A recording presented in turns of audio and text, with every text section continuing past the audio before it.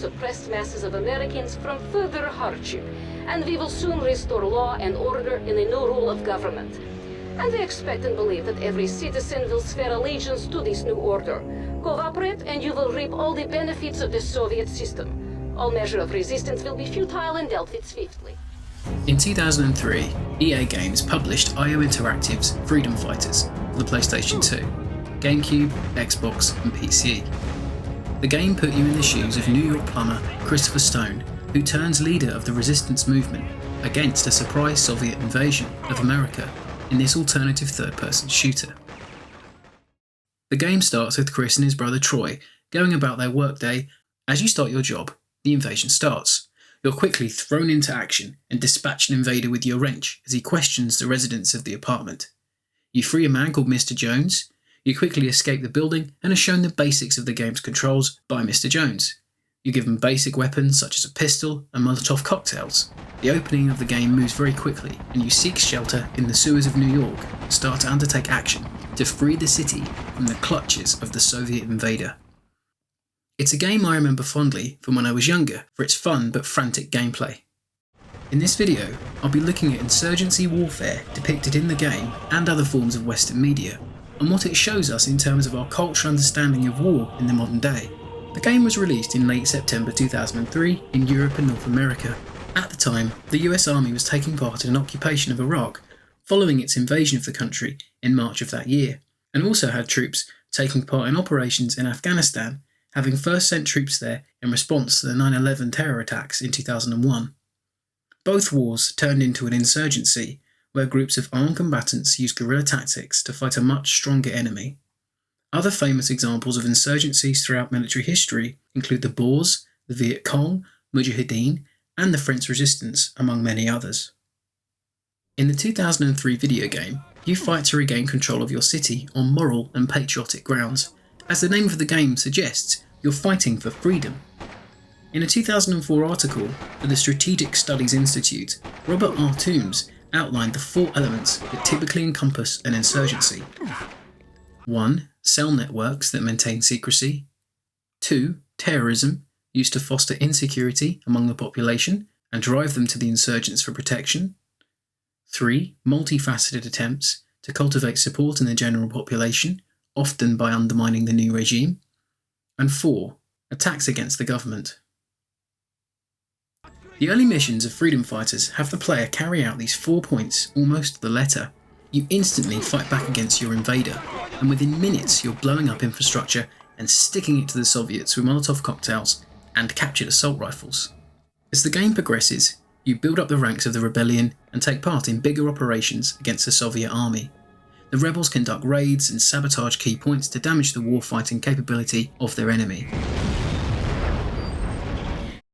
At the end of missions, you even tear down the hammer and sickle and replace it with the stars and stripes to inspire the population to your cause.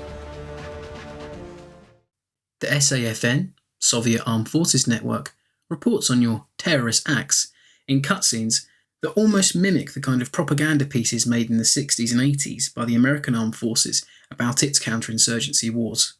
Words like terrorism and isolated incident are banned around by the Soviet General Tatarin like confetti. The occupiers even call themselves the Soviet Liberation Army. Earlier today I interviewed our leader, General Tatarin, on the situation. This sort of action against the Soviet Liberation Army will not be tolerated, and such attacks only increase tension here. However, I assure you that this was an isolated event and we have restored peace and stability. That was General Tatarin earlier today. These are the kind of words used to describe the insurgency in Iraq and Afghanistan in the early aughts by Western media outlets. The game lampoons this hyperbolic style of reporting very well, either directly or indirectly.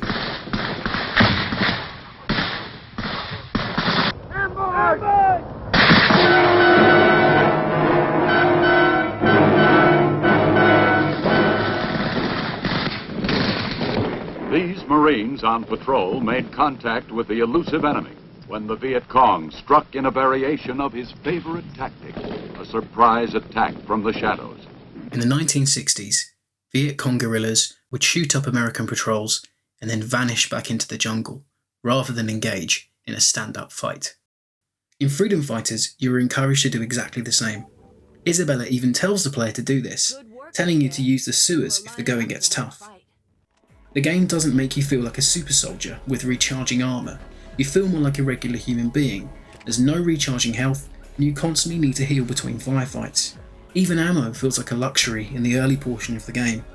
I often found myself scurrying around after firefights looking for dropped assault rifles to keep my ammo supply topped up. Another factor is Chris's aim never truly feels perfect. He sprays his shots around like nobody's business, even when you zoom in to the over-the-shoulder view for a more accurate shot.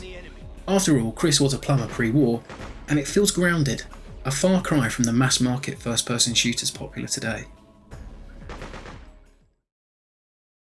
It's obvious that the game takes a lot of design cues from the 1984 film Red Dawn, written and directed by John Milius. Many reviews at the time liken this game to the 80s Cold War film, in which Patrick Swayze and his schoolmates form their own rebellion against a Soviet invasion in the mountains of Colorado, calling themselves the Wolverines. Ironically, the film's name was used as a code name for the December 2003 operation to capture Saddam Hussein, something that was not lost on the US military at the time. In a 2016 essay, Watching War Movies in Baghdad, Popular Culture and Construction of Military Policy in the Iraq War, Gerard Huiskamp of Wheaton College, Massachusetts, detailed this further. US military leaders believed the film's symbolism would help troops replenish reservoirs of patriotic identity that had been depleted in the chaotic aftermath of the original invasion. The practical result of this symbolic association, however, was that American occupying forces were asked to imagine themselves as the Wolverines, even as they hunted down Saddam Hussein in the same methodical style employed by Colonel Strenkov, the ruthless Soviet counterinsurgency expert tasked to hunt down the American teenage freedom fighters in Red Dawn. The political resonances of the film therefore exceeded, and perhaps even undermined, the original intentions of those who put it to use in the first place. To me, the use of the name is even more ironic, considering that the war in Iraq at that time had already devolved into a counterinsurgency, and the American forces were more akin to the Soviet Liberation Army of freedom fighters or Red Dawn itself.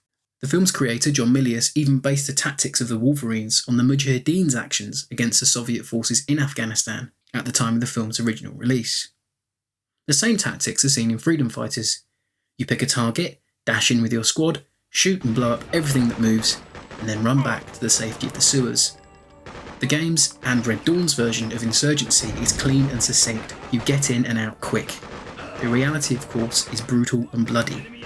Newsreel footage of Mujahideen ambushes in Afghanistan from the 1980s are more than testament to that.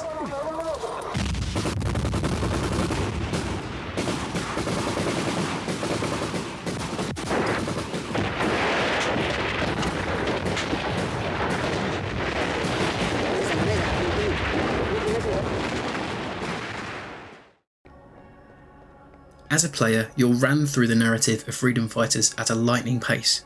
You're never really made aware of how the resistance groups get their weapons. As Chris, you pick up an assault rifle or a pistol from a dead soldier, but everyone else seems to be armed to the teeth and wears combat fatigues and webbing equipment. Chris still seems to be wearing a utility vest and the plumber's overalls that he had at the start of the game. Something I wish the game had gone into a bit more detail on. Even in a weapon-rich nation such as the United States, you're not seen gathering weapons from shops or gathering supplies. Even the Wolverines get a sequence where they stock up before heading into the mountains in Red Dawn. Something that I feel is lacking from the otherwise well-written story of freedom fighters. In the 80s, the CIA backed the Mujahideen, Russia and China backed the Viet Cong in the 60s, the Allies backed the French resistance in World War II.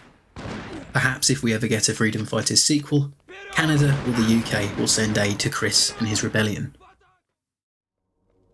Insurgency warfare is a gritty business, with either side receiving just as bad as a response as the one to cast the first stone. The video game version of it in 2003, although clearly based on Cold War paranoia, gives the player a small slice of the kind of war that almost always follows an invasion by an overwhelming force. Whatever the political allegiances of the groups who take up arms, images of irregular troops fighting is not an image that will be going away anytime soon. From the Viet Cong to the Mujahideen, to the more recent fighting in Myanmar, The urge for the fight for freedom from oppression is often too overwhelming to be left alone. Thanks for watching. If you enjoyed this video, don't forget to subscribe, hit the like button. You can also support me on Patreon if you'd like to. All the links are in the description below. I'd like to thank the Patreons on screen right now, and I'll see you again in the next one.